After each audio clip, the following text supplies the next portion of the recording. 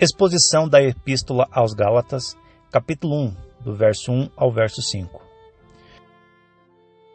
Paulo inicia a carta aos Gálatas sem delongas, e já no verso 1 faz uma defesa de seu apostolado, dizendo que era apóstolo não da parte de homens, mas por Jesus Cristo, relembrando assim aos Gálatas do chamado que ele teve, o qual veio da parte do próprio Senhor Jesus, que em visão registrada em Atos capítulo 9, verso 15, falou a Ananias o seguinte a seu respeito: Este é para mim um vaso escolhido para levar o meu nome diante dos gentios e dos reis e dos filhos de Israel.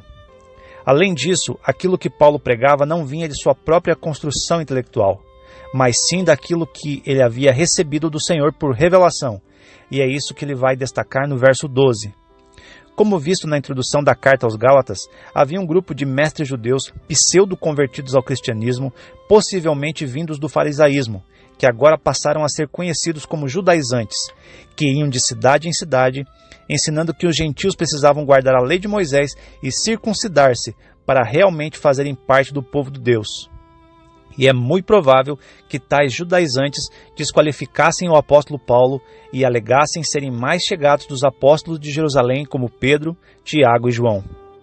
Quando chegarmos no capítulo 2 de Gálatas, veremos que Paulo demonstra que os apóstolos de Jerusalém aceitavam seu apostolado em pé de igualdade. Após ter feito uma rápida defesa de seu apostolado, Paulo agora nos versos 3 a 5 inicia a defesa de que a salvação é única e exclusivamente por meio de Jesus Cristo, sem as obras da lei. Paulo vai fazer isso declarando no verso 4 que Jesus Cristo se deu, isto é, morreu por nossos pecados. Ou seja, esse foi o preço do perdão, a morte expiatória de Cristo. E essa morte de Cristo não foi por acaso, antes foi segundo a vontade de Deus, nosso Pai.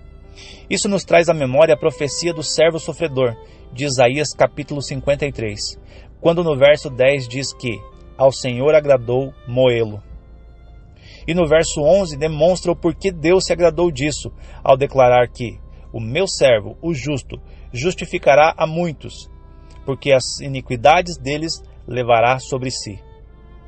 Paulo demonstra ainda no verso 4 qual foi o objetivo desta morte de Cristo, dizendo que foi para nos livrar do presente século mau, ou seja, nos resgatar das garras da sociedade corrompida pelo pecado, a qual é influenciada pelo diabo. Essa pequena análise expositiva já nos leva a algumas implicações muito importantes. Primeiramente, Paulo foi muito claro ao afirmar que não foi chamado para ser apóstolo por qualquer grupo ou organização, e sim por Cristo. Você foi chamado para o trabalho que realiza por quem? Foram instituições que lhe outorgaram a função que você exerce ou foi Cristo Jesus, que pela operação do Espírito Santo lhe chamou?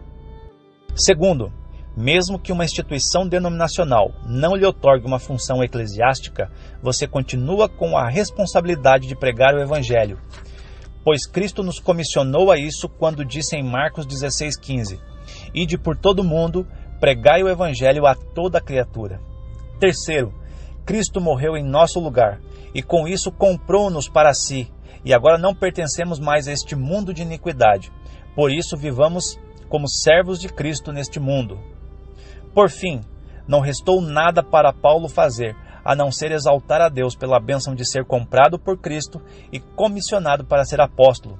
E isso ele faz no verso 5, dando glória a Deus para todo sempre.